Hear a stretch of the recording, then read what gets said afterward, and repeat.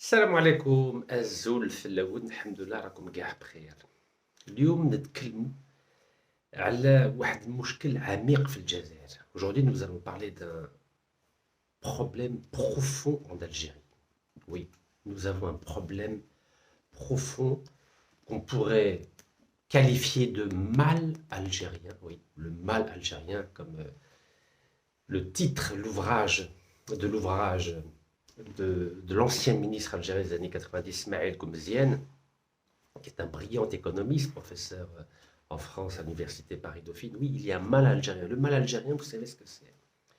C'est la liberté que prend le pouvoir algérien avec la vérité. En clair, le mensonge. Oui. Alors, le mensonge, il y en a partout, dans tous les pays du monde. Vous vous souvenez des États-Unis d'Amérique, où dans les années 70, l'ancien président américain Richard Nixon avait menti par rapport au scandale du Watergate. En effet, il avait demandé à une équipe de barbouzes d'aller espionner le siège du Parti démocrate avant les élections présidentielles américaines. Il y a eu la même chose aussi, toujours aux États-Unis, avec le scandale de Monica Lewinsky lors de la présidence de Bill Clinton. Bref, les États mentent, les présidents mentent, les gouvernements mentent, les ministres mentent. Donc le mensonge fait partie de l'ADN de la politique, car un homme politique, ce n'est ni un imam, ni un évêque, ni un rabbin. Un homme politique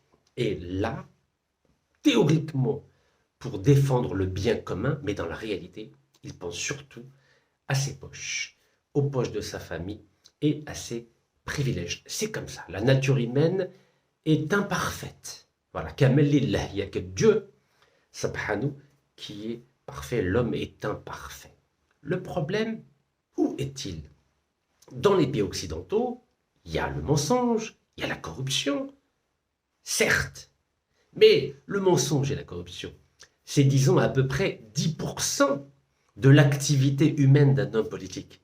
Mais dans les pays autoritaires ou dictatoriaux, que ce soit en Afrique ou en Asie ou en Amérique latine, le mensonge et la corruption, ce n'est pas 10% de l'activité de l'homme politique, c'est plutôt 90%.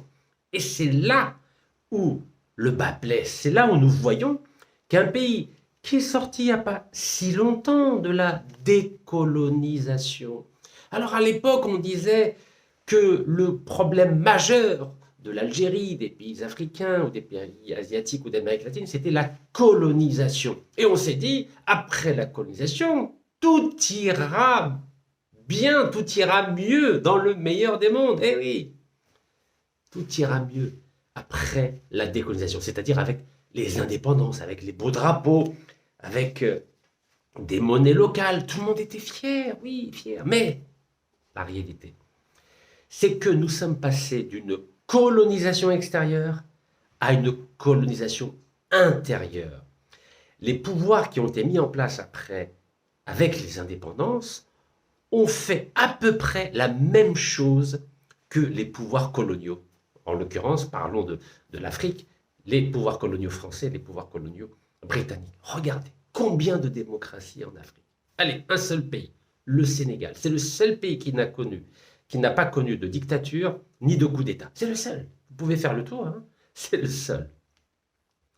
Ce qui veut dire que les régimes qui ont été mis en place après la décolonisation sont des régimes autoritaires, le plus souvent à parti unique. Et quand il y a eu le début du multipartisme, vous savez que les différents partis qui ont été créés n'étaient que des émanations, des proxys du parti unique. Et c'est la raison pour laquelle aujourd'hui, en Afrique et en particulier en Afrique du Nord, nous n'avons pas de démocratie plurielle, réelle, authentique. Tout est faux. Oui, tout est faux.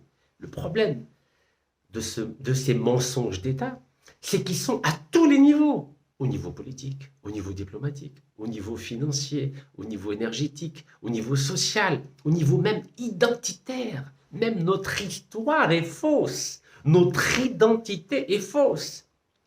Alors qu'est-ce qu'on doit faire? Qu'est-ce qu'on doit faire?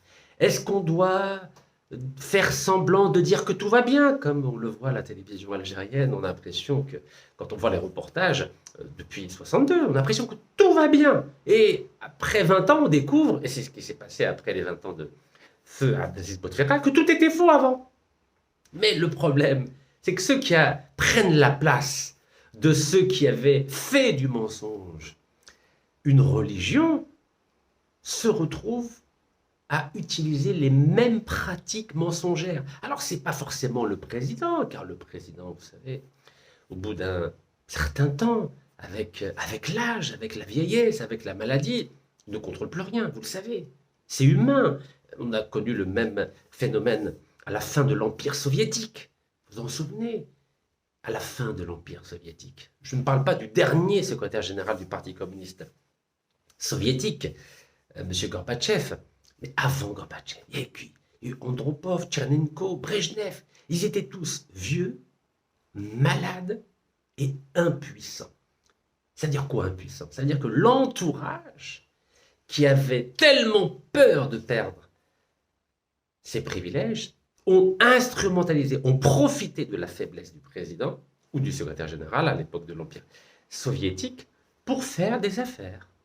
Pour eux, pour leur famille, leurs enfants, leurs femmes, leurs maîtresses, leurs amis, leurs clans. Et malheureusement en Algérie, nous avons connu le même phénomène. À la fin du 4e mandat de feu Abdelaziz Bouteflika, et nous sommes en train de revivre la même situation aujourd'hui lors du 2e mandat de l'actuel président Si Abdelmajid Tebboune. C'est triste, car on voit bien que le président algérien, il essaie de faire des choses, il essaie de changer les mentalités, les pratiques. Mais lorsqu'il a hérité du pouvoir en 2019, l'élite politique, l'élite administrative, l'élite économique algérienne, elle avait été formée sous feu Abdelaziz Bouteflika et elle avait travaillé sous les ordres de feu Abdelaziz Bouteflika. Ce qui veut dire que malgré toute sa bonne volonté, il n'a rien pu changer. Oui, c'est triste à dire, mais c'est la réalité. Il n'a rien pu changer. Vous vous en souvenez au début, j'étais en prison, à la prison d'Orléans, donc à l'ouest d'Alger. On voyait bien le président quand il réunissait l'ensemble du personnel politique, administratif, militaire algérien. Il leur disait « Moi, je veux des rapports en vidéo, car je ne fais pas confiance à vos rapports écrits. » Car en effet, les rapports écrits, on peut dire ce qu'on veut, on peut mentir, alors que des vidéos, on voit tout. Mais c'est au début, ça. Après, avec l'âge, la maladie, il n'y a plus de vidéos. Il n'y a plus de vidéos, plutôt les vidéos inondent les réseaux sociaux, et malheureusement, les vidéos n'arrivent plus à la présidence de la République. Les vidéos n'arrivent plus au palais d'Al-Mouradia. Donc, notre président ne sait plus ce qui se passe dans le pays, car son entourage ne lui dit plus la vérité, car les choses vont mal en Algérie. Alors, certains me diront « Mais Rachid, tu dramatises ». Non, je ne dramatise pas. Si je dramatisais notre billet national, le dinar, ne dégringolerait pas d'année en année. Si la situation était vraiment positive, était bonne, comme on dit chez nous. لو كان الامور مليحه اما الدينار تاعنا ما شاء الله قيمه تاعو تطلع ماشي تهبط. Vous savez, la valeur du dinar est le test qui ne ment pas sur la réalité économique, politique, diplomatique, sociétale algérienne. Si le dinar monte, c'est que les choses vont bien. Si le dinar descend, c'est que les choses vont mal. Et en tant que candidat à la candidature aux élections présidentielles algériennes de 2029, j'ai le devoir de faire un constat, un diagnostic, un bilan réel, authentique, juste pour ne pas mentir aux Algériens. Je fais un peu ce qu'a fait l'ancien président américain Jimmy Carter. Jimmy Carter a été candidat juste après le scandale du Watergate de 1974 qui a ébranlé la présidence de Richard Nixon, qui a été obligé de démissionner car il avait menti aux Américains. Et oui, en Amérique, quand on ment, on démissionne ou alors on perd l'élection d'après. Jimmy Carter, lorsqu'il était candidat à l'élection présidentielle, c'était pour les présidentielles de 1976, avait dit au peuple américain qu'il ne mentirait pas qu'il dirait la vérité. Et oui, c'est sur la base de la vérité que l'ancien président Jimmy Carter, qui a fini magnifiquement sa vie, même s'il a échoué lors de son mandat entre 1976 et 1980, car il est devenu un médiateur de la paix, un ambassadeur de la paix à travers le monde. Donc Jimmy Carter avait gagné l'élection présidentielle de 1976 en disant au peuple américain qu'il allait leur dire la vérité.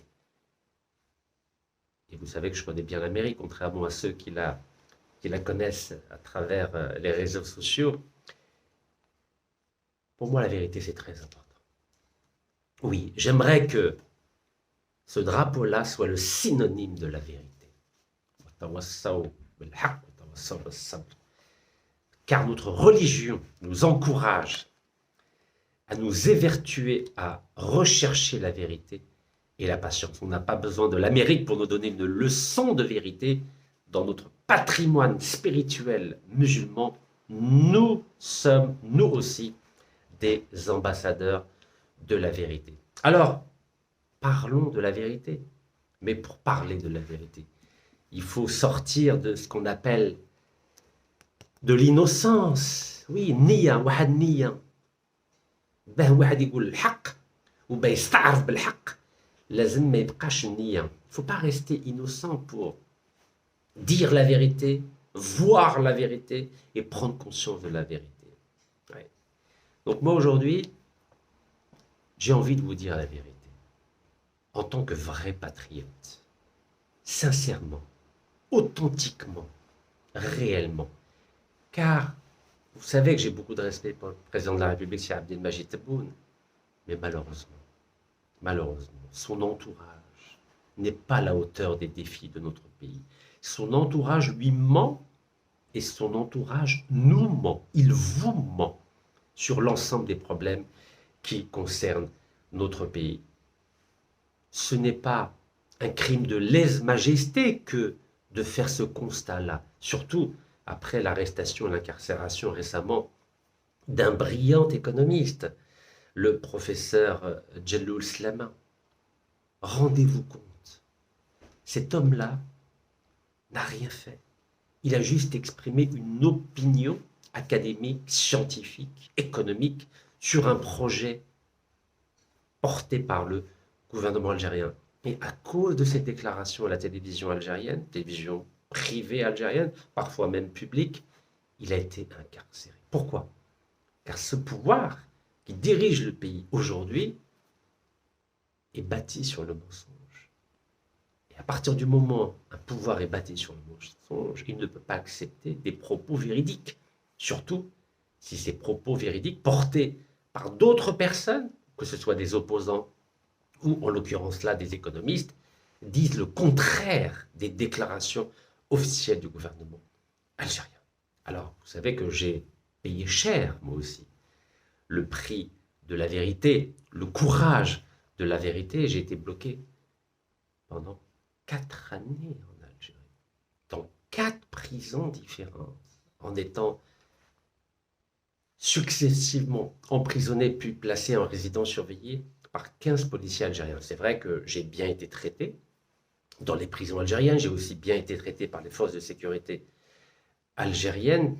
Ça n'a pas été le cas pour tout le monde. En tout cas, la période noire, tragique de la décennie noire est derrière nous, mais il reste des séquelles. Car autant nous sommes sortis de la décennie noire au niveau des crimes de sang, autant nous vivons une décennie noire de l'absence de liberté. Il n'y a plus de liberté en Algérie, car ce n'est pas normal qu'en 2026, un homme ou une femme se voit être poursuivi par la justice et ensuite incarcéré à cause de propos qu'ils tiennent de façon très respectueuse. Ce n'est pas de la diffamation, c'est simplement des propos qui sont en contravention ou en contradiction avec les déclarations officielles du gouvernement algérien. Ce n'est pas acceptable. L'Algérie n'est pas une monarchie. L'Algérie n'est pas la Corée du Nord. Et à ce titre-là, il est important de rappeler que l'Algérie est une république. Le mot république, Jumhuriyya, ça vient du latin res publica, qui veut dire la chose publique. Chacun de nous, femme ou homme, a le droit d'avoir un avis différent de celui du gouvernement, surtout si ce gouvernement ment au peuple algérien, surtout si ce gouvernement fait des choses qui sont en contradiction avec les valeurs défendues par notre société algérienne. Vous avez vu que lors des 4 mandats de feu Abdelaziz Bouteflika, il y a eu des dérives du gouvernement algérien. Je vous citerai quelques noms. Chakib Khalil, ministre de l'énergie et président de la Sonatrach. Vous avez vu qu'il a confondu le trésor public avec son compte en banque. Et il a négocié des contrats avec des multinationales étrangères corrompues pour obtenir des virements dans des comptes à l'étranger, notamment le compte Barclays aux Émirats arabes unis, grâce à ses relations incestueuses avec des multinationales corrompues comme Eni, l'italienne. Il y a des intermédiaires comme Nassim Ouaddadour ou Farid Bejaoui qui ont amassé une fortune colossale, 2 milliards de dollars chacun. Leur rôle était de négocier les contrats entre le ministère de l'énergie algérien et les multinationales étrangères corrompues comme Total, comme Eni, comme Pertamina ou comme Sinopec en Chine. Et tout cela sur le dos du peuple algérien. Alors, pendant ces 20 ans, il n'était pas autorisé de critiquer le gouvernement algérien. Vous savez que ça m'a coûté cher, les critiques. 120 arrestations sous feu Abdelaziz Bouteflika. Oui, j'ai publié 2 livres, un en 2018 et un autre en 2022 qui s'appelle Mon combat contre la dictature algérienne. Vous savez, j'étais un des seuls à dénoncer les dérives du régime Bouteflika. Oui, j'ai organisé 157 manifestations contre la corruption de certains ministres algériens qui avaient des biens mal acquis à l'étranger, que ce soit en Espagne, en France, en Suisse, aux États-Unis. Alors à l'époque, on disait, mais comment, Rachid, tu oses critiquer le gouvernement algérien?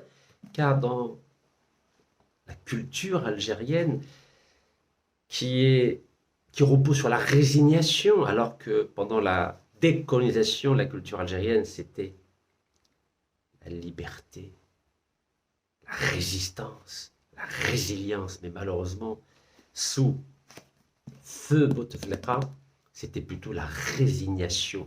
Et il fallait défendre, quoi qu'il en coûtait, le régime Bouteflika. Et moi, j'ai dit non. Moi, je n'ai pas été élevé sous un régime autoritaire où il fallait baisser la tête, courber les chines. J'ai eu la chance d'évoluer en Europe et aux États-Unis. Dans ces pays, malgré tous les défauts des pays occidentaux, il y a la liberté de penser, il y a la liberté d'expression. Malheureusement, avec la pensée unique, du parti unique, le peuple algérien a changé d'état d'esprit. Il y a eu cette arabisation totale qui a privé l'identité algérienne d'un accès vers l'Occident qui a fait que, il suffit de voir les vidéos des années 50, 60, 70 en Algérie avec les vidéos d'aujourd'hui, c'est une dégradation totale. La mentalité algérienne s'est refermée sur elle-même. Et l'Algérien de 2026 ne recherche même plus la vérité. Hachad Maïsadj, bien sûr. Hein. L'Algérien ne recherche plus la vérité. Il se contente des mensonges qui sont proférés, qui sont écrits dans les médias algériens, sans esprit critique, sans essayer de remettre en question ce qui est dit, sans aucune preuve. C'est ça que je trouve extraordinaire.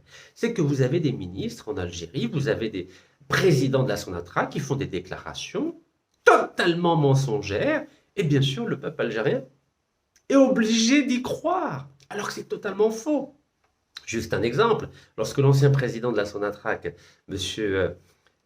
Hachichi, avait déclaré que la Sonatrach produisait 90% du pétrole et du gaz, alors que toutes les études démontrent que c'est à peine 35%, Il a balancé ce chiffre de 90% sans apporter la moindre preuve. Et vous avez vu au travers de mes différentes vidéos, systématiquement, je vous ai apporté des preuves qui viennent des rapports officiels des multinationales étrangères qui prouvent que la Sonatrach ne produit que 35% de la production nationale. Le mensonge est devenu une religion en Algérie. Alors, qu'est-ce qu'on doit faire? Comment on peut laisser les choses dérailler comme cela? Dérailler. Alors, commençons par un état des lieux, j'aimerais dire, général. Autant dans les années 60, 70, 80, 90, 2000, on pouvait mentir au peuple algérien, car le peuple algérien n'avait pas accès à des sources d'informations étrangères, donc il était obligé de croire ce qu'on lui disait à la télévision algérienne ou dans le journal El Moudjahid. Mais aujourd'hui, on vit dans le monde de la mondialisation. Oui, mondialisation, c'est-à-dire que le citoyen algérien a accès à des informations planétaires en plus, grâce à des traductions automatiques. L'Algérien, citoyen algérien, peut prendre connaissance de ce qui se dit à Taïwan, à Buenos Aires, à Lagos, à Manille. Il peut savoir ce qui se passe dans le monde entier. Et donc tout ce que je dis sur les contrats, par exemple, de gaz et de pétrole qui sont signés par la Sonatrach, qui étaient condamnés à plusieurs reprises pour corruption.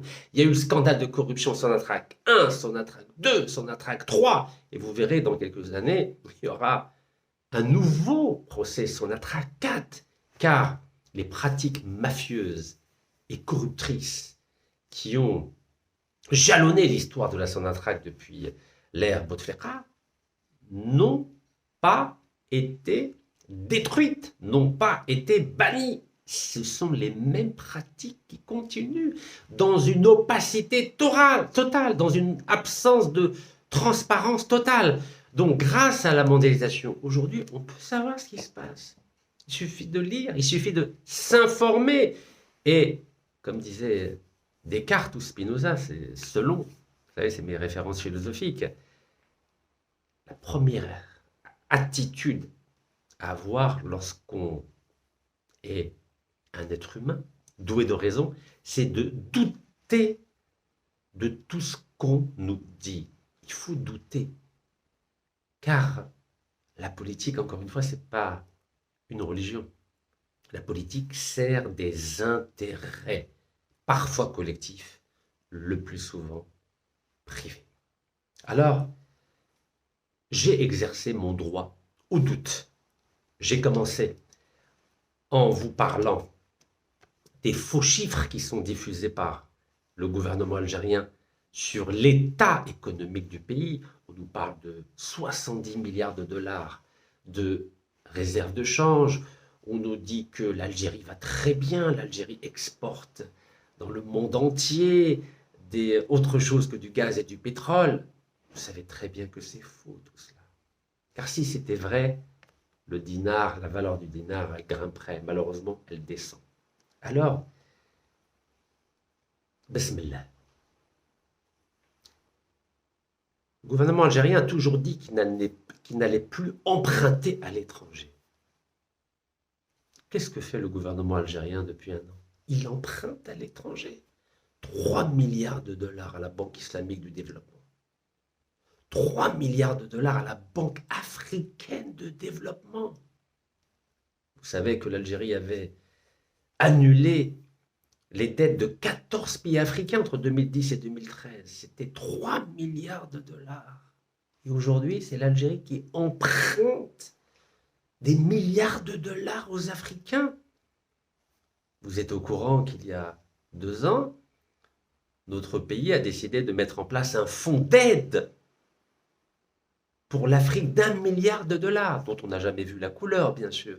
Donc comment un pays, qui il y a 2 ans, a mis en place un fonds d'aide d'1 milliard de dollars pour les Africains, comment se fait-il que 2 ans après, il réclame à ces Africains 3 milliards de dollars, alors qu'on est censé avoir 70 milliards de réserves de change?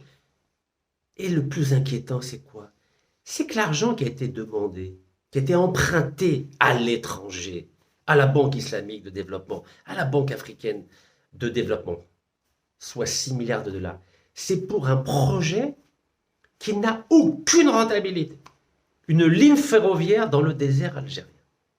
J'ai parcouru le désert à pied, vous savez. En tout, j'ai organisé 4 marches entre Khanchla, Alger, Tlemcen, Alger, Tizi Ouzou, Ain Salah. C'est la seule route qu'il y a dans le désert, au milieu du désert algérien. Et de Ain Salah à Timimoun.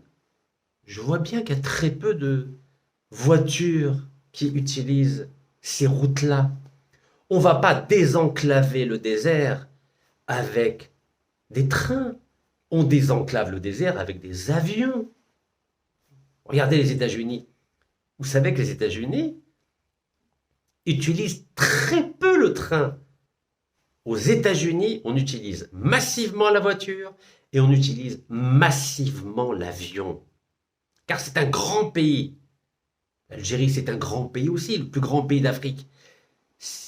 La taille de l'Algérie, c'est 4 fois moins celle des États-Unis d'Amérique. Donc le modèle à suivre, c'est le modèle de la voiture. Donc il faut plutôt construire des routes.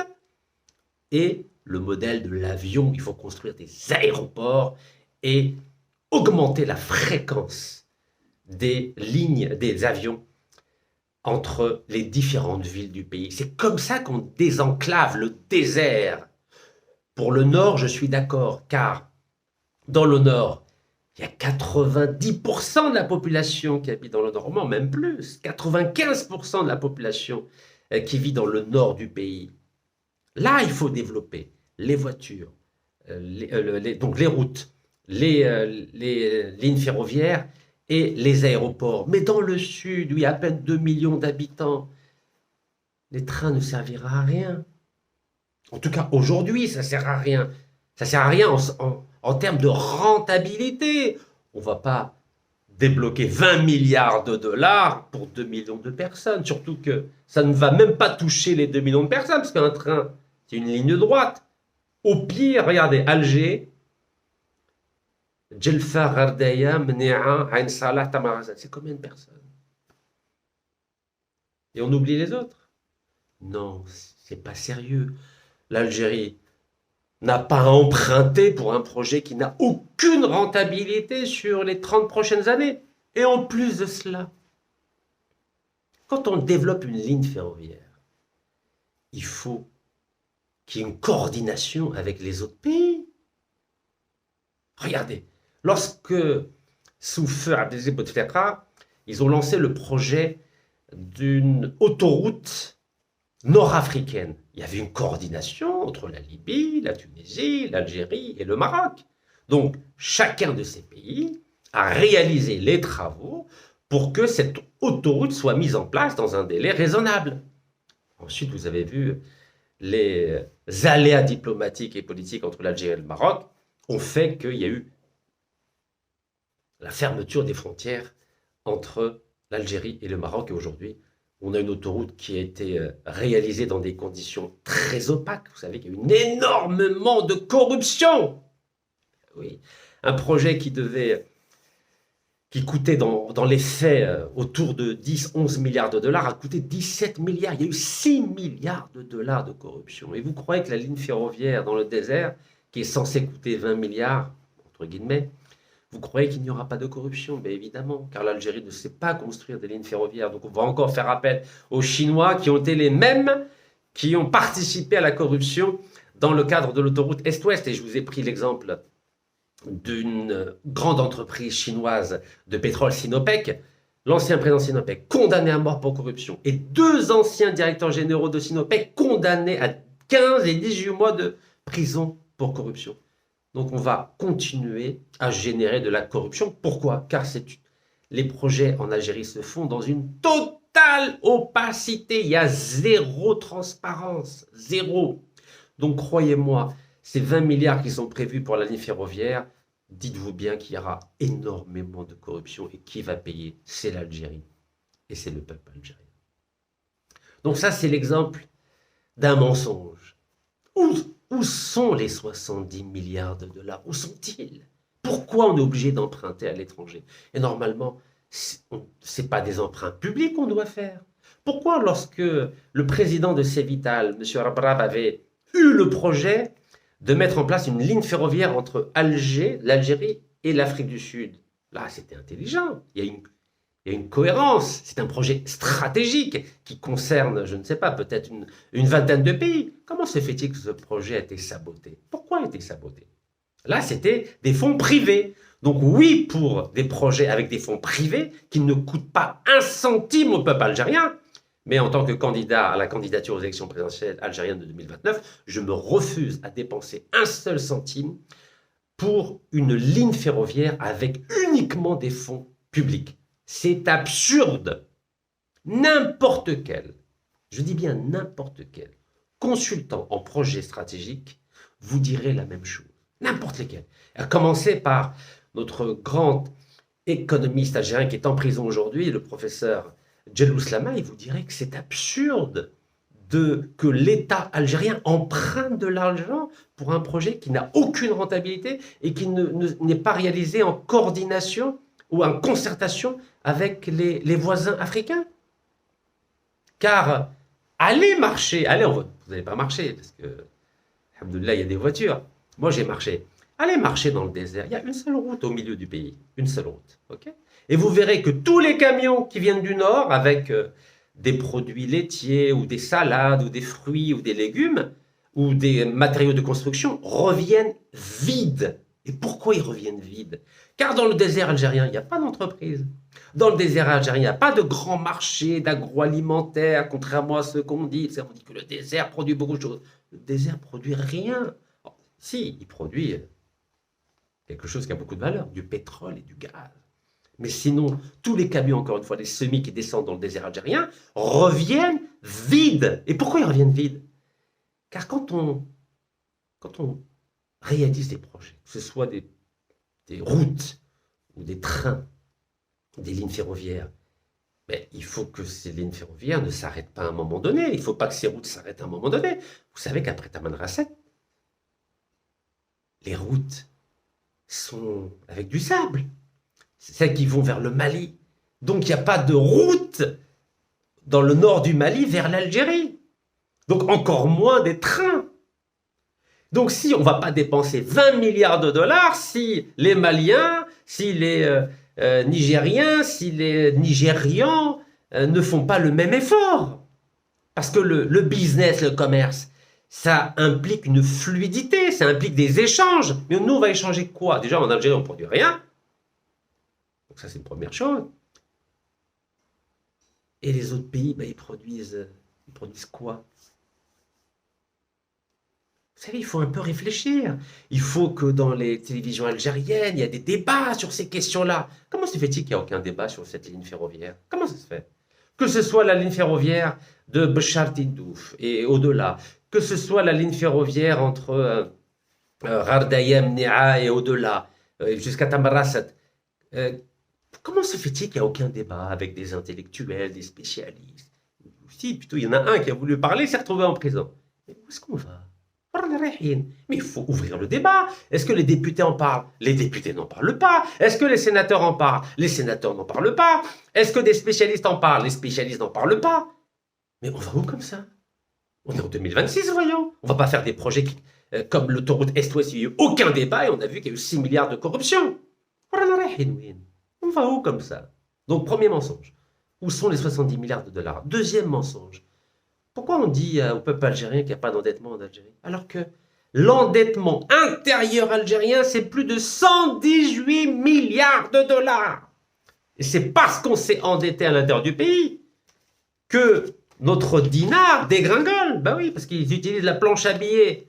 Il va acheter une imprimante Rank Xerox, il va imprimer les billets qui marquent, aller-retour. Et puis, en croyant que ça coûte rien. Mais bien sûr que ça coûte. Ça provoque quoi? La planche à billets, quand on imprime, كنطبعوا الدينار واش يصرى من بعد؟ قيمة تاع الدينار تهبط والسلعة تطلع، يعني الأسعار يطلعوا. Les prix augmentent, c'est ce qu'on appelle l'inflation.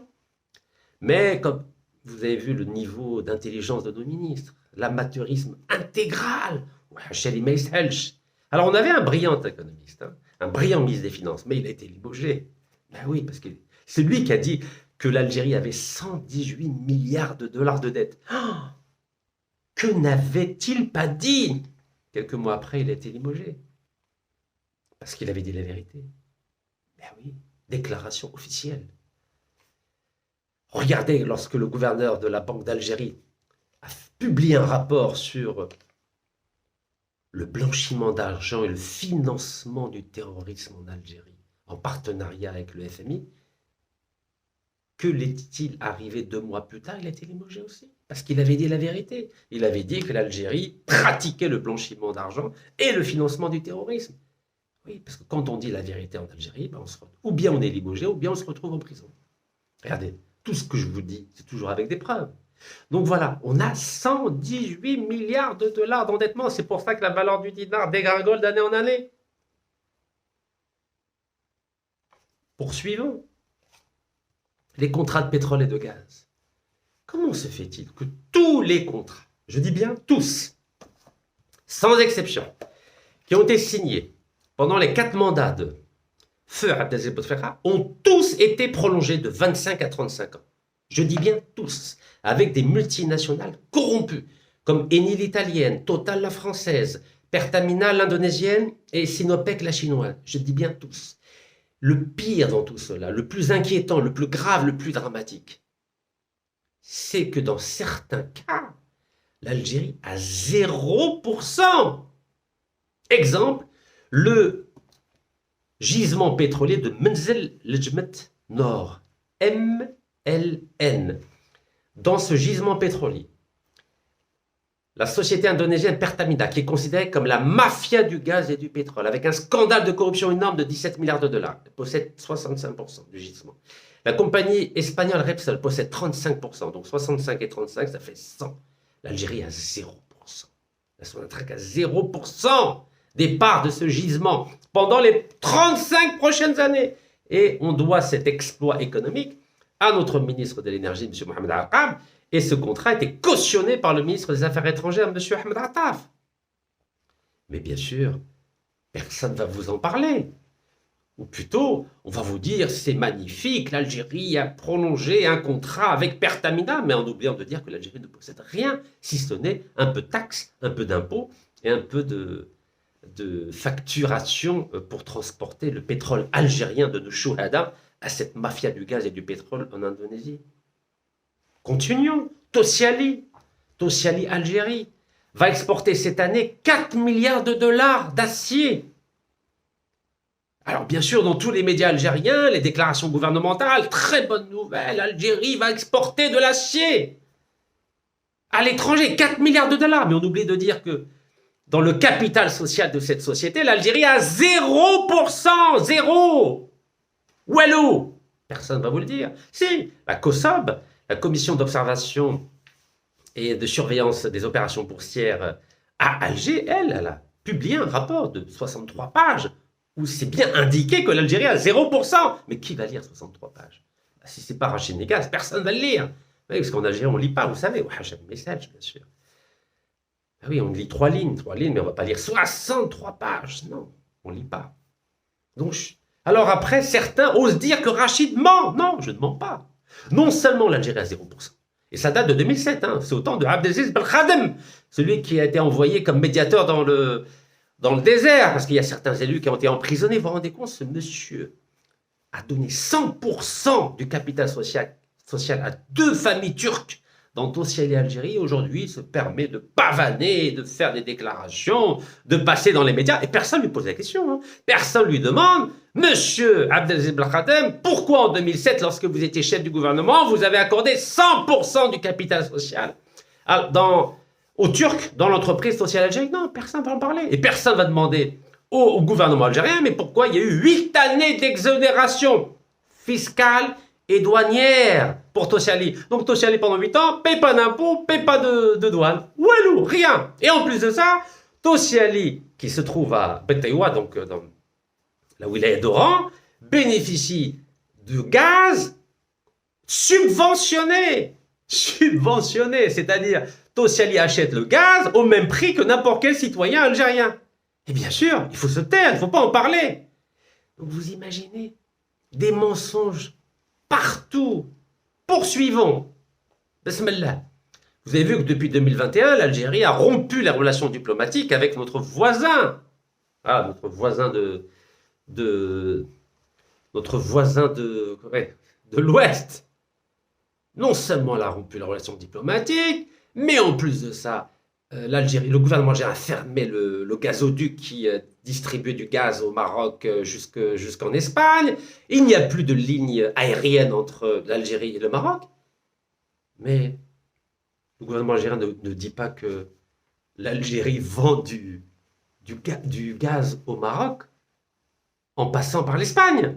Donc l'Algérie vend une partie qui est gratuite, entre guillemets, parce que Repsol possède 35% du pétrole, par exemple, là, je viens de vous le dire, dans le gisement pétrolier de Menzel Lejmet Nord, mais elle a 24%, je crois, non, 36% du gaz à Argan Nord, sans compter les autres gisements où ils ont du pétrole gratuit, nos amis espagnols. Mais au moins, on s'entend bien. Mais allez, après une crise, on s'entend mieux maintenant. Donc l'Algérie, on va dire qu'elle vend. L'Algérie vend du gaz à l'Espagne, et ensuite l'Espagne revend le même gaz algérien au Marocain. Voilà, parce qu'il y a deux gazoducs. Vous savez qu'il y a deux gazoducs entre l'Algérie et l'Espagne.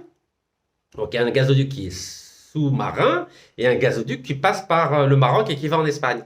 Donc l'Algérie est censée avoir fermé le gazoduc qui va au Maroc. Donc qu'est-ce qui se passe? L'Algérie vend du gaz à l'Espagne, donc par le gazoduc sous-marin qui appartient à 50% aux Américains, hein, entre guillemets, Américains et aux Émirats.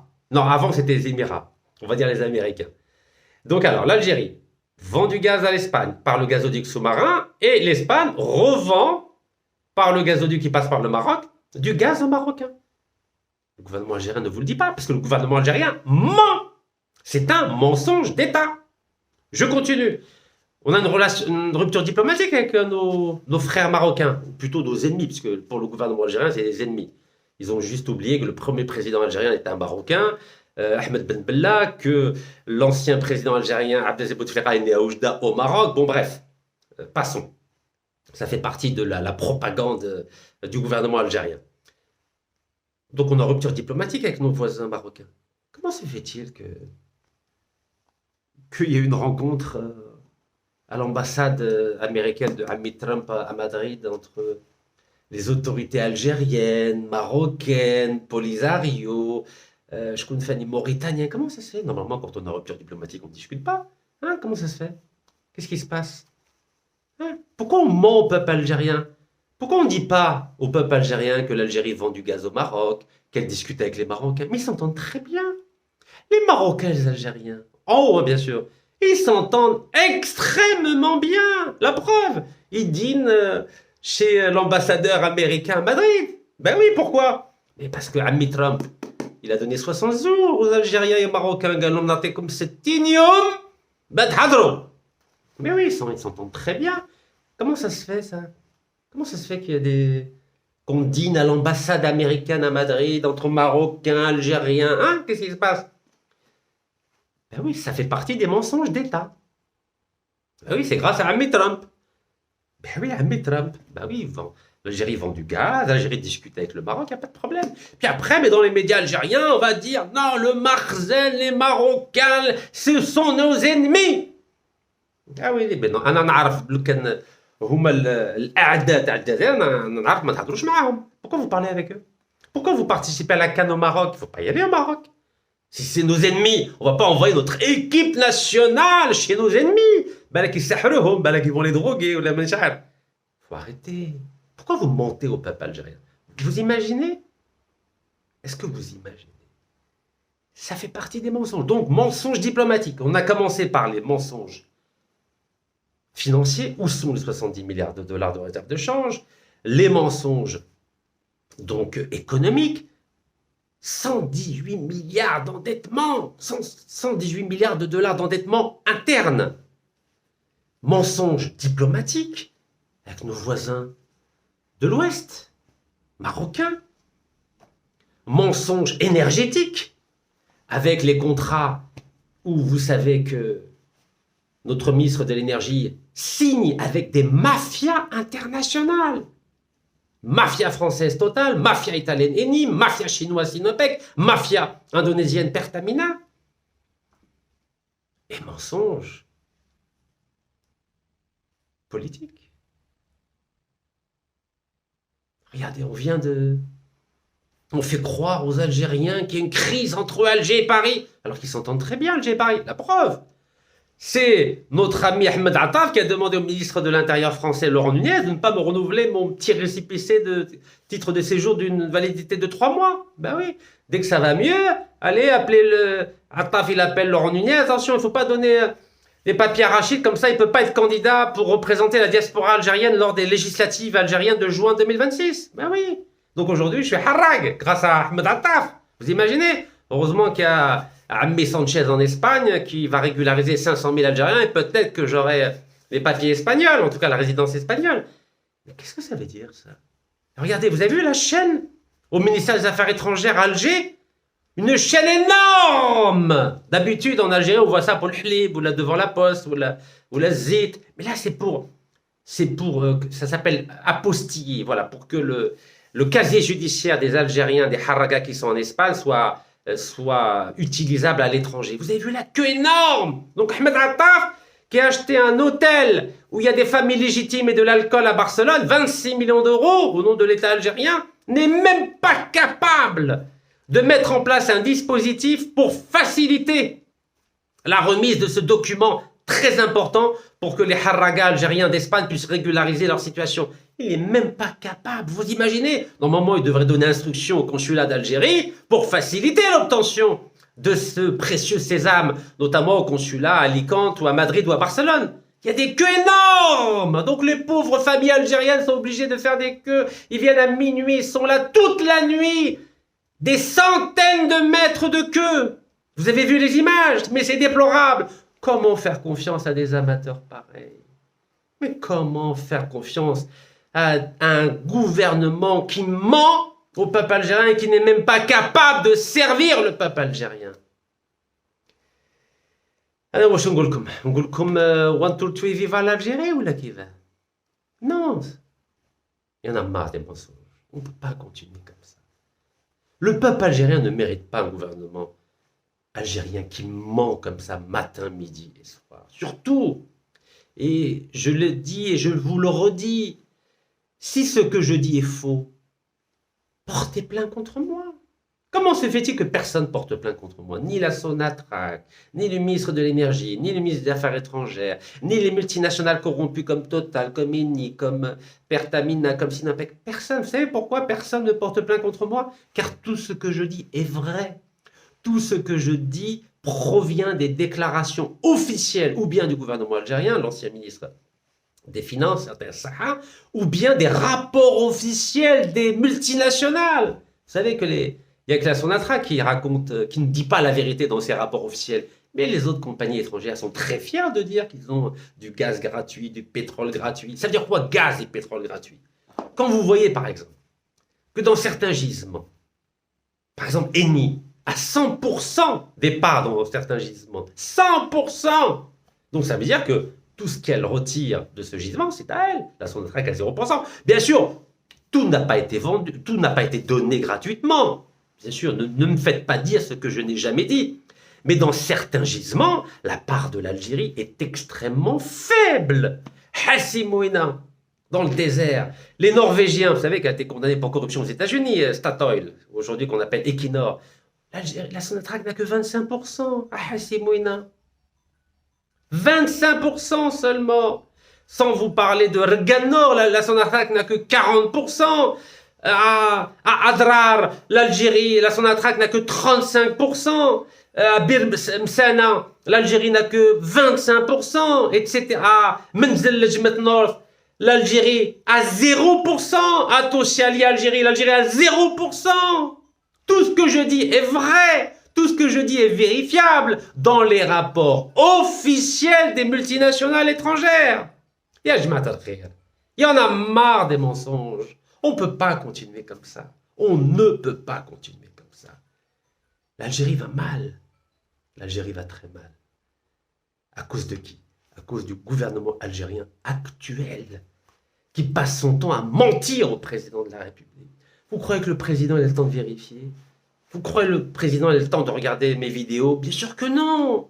Il est âgé, il est malade. Alors il croit ce qu'on lui dit. Regardez ce qui se passe là récemment. Là, qu'est-ce qui s'est passé? Il y a une réunion de l'Union africaine. Qui représente l'Algérie? Ahmed Attaf. Regardez. L'Italie, c'est pas en Afrique, l'Italie, non? L'Italie, c'est en Europe. La chef du gouvernement italienne, la chef du gouvernement italien, pardon, Madame Meloni, est partie en Éthiopie, à Addis Abeba. Donc notre président, il aurait bien voulu y aller, mais il est fatigué, mesquin. Il est malade, notre président. Parce que pour diriger l'Algérie, il faut être en forme. Il faut avoir l'énergie, il faut avoir l'enthousiasme, il faut avoir la volonté. Mais la Ghaleb, notre président algérien est fatigué, il est âgé. Il n'a pas pu aller à Addis Abeba. C'est Mehmed Attaf qui va représenter l'Algérie. Mehmed Attaf qui est parti discuter à l'ambassade américaine à Madrid avec les Marocains, dont il passe son temps à dire le marzen, marzen, marzen, marzen. Et vous savez qu'à l'ONU, le Maroc nous a tués 14-0. 14-0. Car Ahmed Attaf a demandé à notre ambassadeur d'aller prendre un café à Times Square. Il ne faut pas participer au vote. Il lui a dit non, participe pas au vote. Va te prendre un café, va prendre un cappuccino à Times Square. Non. Mettre Berdel Neige. Vous vous rendez compte? C'est avec ça qu'on fait de la diplomatie en Algérie? Avec un ministre qui demande à son ambassadeur de ne pas participer au vote sur le Sahara occidental. Et on a été battus vraiment comme, comment dirais-je, comme des amateurs par la diplomatie marocaine. Et à force de dire non, on ne parle pas avec les Marocains, on ne parle pas les Marocains, tout d'un coup, grâce à Ami Trump gueule oh, Marwa! Aïe, Arwa! C'est lamentable. Donc notre président ne peut pas aller à Addis Abeba. C'est pour ça qu'il faut qu'il fasse comme Lamine Zeroual, notre président. Mais d'abord, il faut qu'il crée le poste de président d'honneur, et ainsi il aura un bureau Al-Mouradia, plus l'immunité présidentielle. Car vous savez, s'il continue comme ça, il va finir en prison, notre président, à cause de Mohamed Arqab, qui lui a menti, qui l'a trahi, qui l'a manipulé, notamment avec le contrat qui a été renouvelé pendant 35 ans avec la mafia du gaz et du pétrole indonésienne. Pertamina, vous vous rendez compte, le président a signé un décret présidentiel. Demain, il risque d'aller en prison. Moi, je ne veux pas qu'il aille en prison, notre président. Il faut l'aider, notre président, il faut le protéger. Moi, je demande au président à défaut de mettre fin aux fonctions de Mohamed Arqab et Ahmed Attaf qui lui ont menti, qui l'ont manipulé, qui l'ont trahi. Il faut qu'ils trouvent une autre solution, car on ne peut pas laisser le pays à la dérive. C'est pour ça qu'ils ont essayé de réfléchir à comment augmenter de 2 ans son mandat. Oui, pour le manipuler encore plus, pour lui mentir encore plus, car la situation des finances algériennes est catastrophique. Il n'y a plus d'argent en Algérie. Et toutes les richesses ont été bradées. Regardez la loi minière. 80% des richesses de notre pays aux multinationales étrangères. Vous vous rendez compte? Alors que sous Bouteflika, où est-ce qu'il est Bouteflika? Sous Bouteflika, 100% des mines étaient algériennes. C'est la loi du 24 février 2014. Mais à cause de Arqab, qui est ministre des Mines, maintenant c'est 20% pour l'Algérie à la Macan. C'est pour ça qu'il n'y a plus d'argent dans les caisses. On ne peut pas continuer comme ça. Le président algérien ne peut pas continuer comme ça. Il ne peut pas, c'est pas possible. C'est pas possible parce qu'il y aura des scandales sur des mallettes. De l'argent sale ou de l'argent dans des comptes offshore, aux Maldives, pas aux Maldives, aux îles Vierges, ou à Macao, à Hong Kong. Il y aura forcément des scandales. Ou à Dubaï, comme Shakib Khalil, qui a reçu 41 millions d'euros, 500 milliards de centimes algériens, 500 milliards. Virés par la mafia italienne Eni sur le compte Barclays à Dubaï. C'est pas moi qui le dis. C'est l'ancien directeur général de Saipem, filiale de Eni, qui l'a dit publiquement au tribunal de Milan en Italie. Moi, j'ai peur pour le président algérien. J'ai peur qu'avec la manipulation dont il fait l'objet de la part de Mohamed Arqab, Et à cause de lui, le président signe des décrets avec des mafias internationales, alors que lui a tout fait pour lutter contre la corruption. J'ai peur qu'il finisse en prison. C'est pour ça que je l'invite à créer le poste de président d'honneur pour tous les anciens présidents algériens avec l'immunité présidentielle, car demain, il risque d'aller en prison. Il risque vraiment d'aller en prison. Et je ne veux pas qu'il aille en prison, notre président. Parce que je sais qu'il est âgé, je sais qu'il est malade. Et je sais qu'il est manipulable. La preuve, regardez. Il ne peut pas aller à Addis Abeba, il est obligé d'envoyer Ahmed Atta. Alors que Meloni, Madame Meloni, qui est italienne, elle n'est même pas africaine, elle est à Addis Abeba. Non, on ne peut pas continuer comme ça. On ne peut pas continuer à laisser un gouvernement gérer un pays où il n'y a plus de réserve de change, où il y a 118 milliards minimum de dollars de dette intérieure, où nous sommes obligés d'emprunter 3 milliards aux musulmans, 3 milliards aux Africains. Mais c'est pas possible. Et demain, c'est quoi? Ça va être qui? Ça va être quoi? Au Vatican? On va emprunter de l'argent au Vatican après? Qu'est-ce que ça veut dire, ça? Parce que l'Algérie est incapable de produire des richesses. Parce qu'on dilapide les richesses. On brade les richesses. Comme Tosyali Algérie. Quand est-ce qu'il y aura une enquête sur Tosyali Algérie? 100% du capital appartient à 2 familles turques. L'Algérie a zéro. $0. Quand est-ce qu'il y aura une enquête? Personne ne veut faire d'enquête. وانتم شوي فيفا الجزائر بارك الله فيكم تحية الجزائر والله يرحم الشهداء